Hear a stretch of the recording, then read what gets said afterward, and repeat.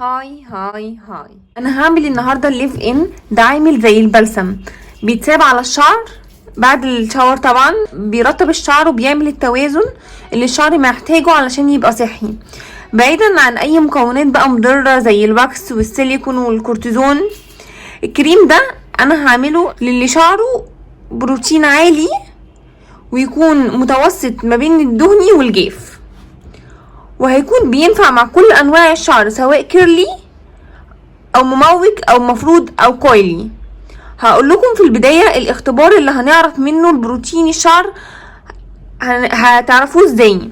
احنا هنجيب شعراية ونبلها وهنمسكها من كل طرف ونشدها بالراحة، لو اتقطعت بسرعة يبقى هو بروتين الشعر عالي، لو اتمطت شوية وبعد كده اتقطعت يبقى بروتين الشعر متوسط، لو الشعر اتمطت جامد جامد جامد يبقى هو بروتين منخفض.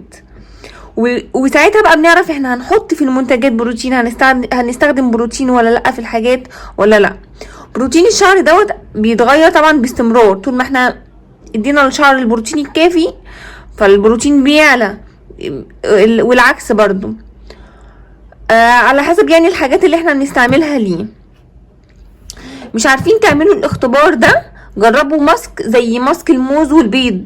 لقيتي شعرك بعد الغسيل بقى شعرك متكهرب ووقف كده، يبقى شعرك بروتين عالي، يبقى هو مش محتاج خالص بروتين، وبعيدي عن كل الحاجات اللي فيها بروتين زي الجوز الهند والافوكادو والموز والبيض. تمام. اول حاجه هعملها علشان احضر الليف ان ده، هجيب بوله، البوله ديت تكون ناشفه خالص من الميه، ما يبقاش فيها ميه خالص علشان طبعا انا مش عايزه الحاجات تبوظ، واحط جواها المكونات كلها علشان امزجهم مع بعض. اول حاجه هحط الليسيون ده، الليسيون ده تقريبا ب25 جنيه. الليسيون ده يعني سعره مش الليسيون ده سعره بسيط، وهستعمل شوية صغيرين وهيتفضل كتير جدا منه، وهستخدمه مرة تانية وتالتة ورابعة. هحط حوالي 100 ملي منه،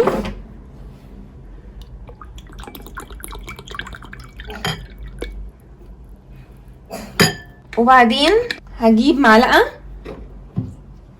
من زبدة الشيا، اي نوع انتوا بقى بتثقوا فيه هتجيبوه وتستعملوه، اي شركة انتوا بتثقوا فيها. هجيب معلقة منه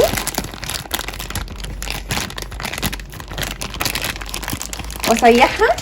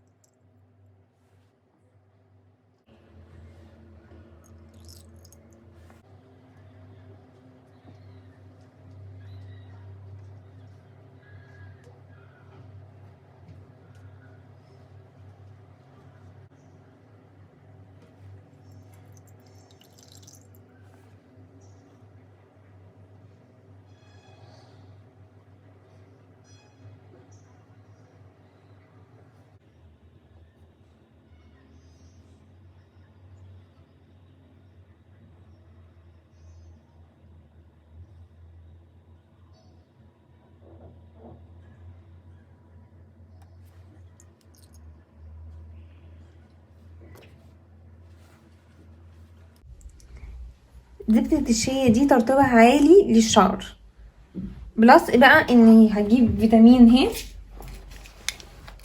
نسبة 1000 ونفتحها.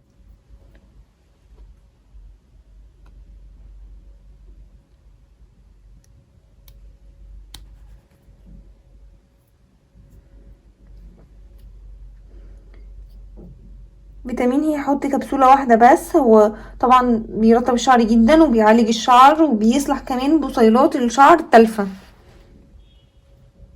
بعد كده هجيب جل الصبار، حاجة برضو تبقوا واثقين فيها ان مبقاش فيها اي كيميكال،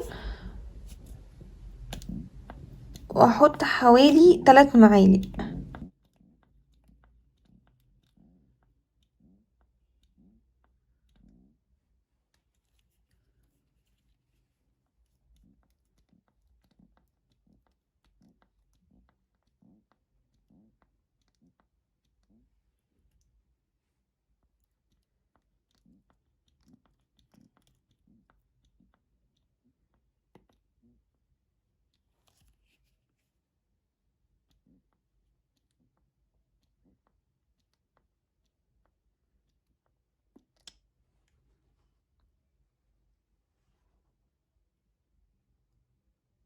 بعد كده هجيب معلقة من زيت الأرجين. زيت الأرجين ده زيت خفيف قوي، والشعر بياخد الزيت بسرعة، بلس بقى ان هو بيحبس الترطيب.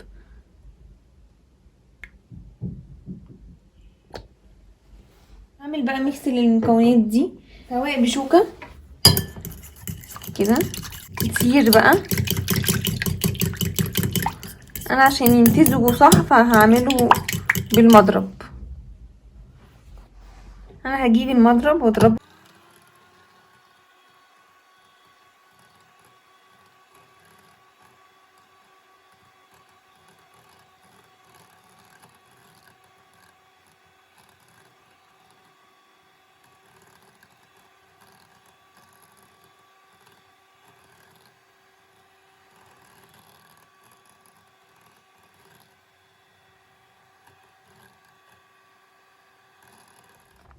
هو ريحته حلو من غير حاجة، بس انا هزود عليه نقطتين من زيت اللافندر. الفوائد بتاعت الزيت دوت ان هو بيحمي الشعر من التساقط، وبيساعد على التخلص من القشرة، وبيعمل كمان على نمو الشعر، وعلاج اي التهابات من فروة الرأس.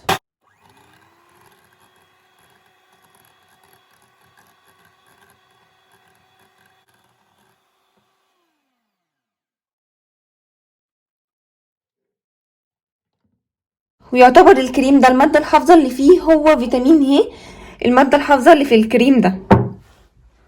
بعدين دلوقتي هجيب اي ازازة عندي تكون من جوه ناشفة تماما، مغسولة كويس وناشفة تماما.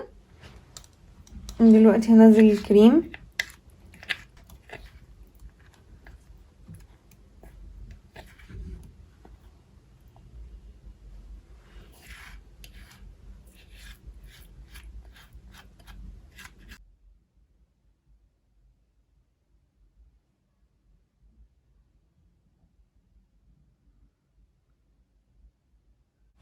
دلوقتي انا حطيته كله في الازازة ديت، هجربه معاكم. طبعا انتوا ترجوه كده، وبعد كده على طول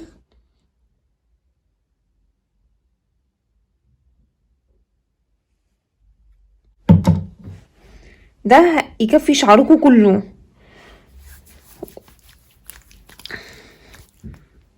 بس هو خفيف جدا، الشعر بيمتصه بسرعة قوي، وفي نفس الوقت بيديله الترطيب الكافي ليه كله، وما بيخلوهوش ملزق شكل الشعر. وما تنسوش اللايك والسبسكرايب، وان شاء الله يعجبكم.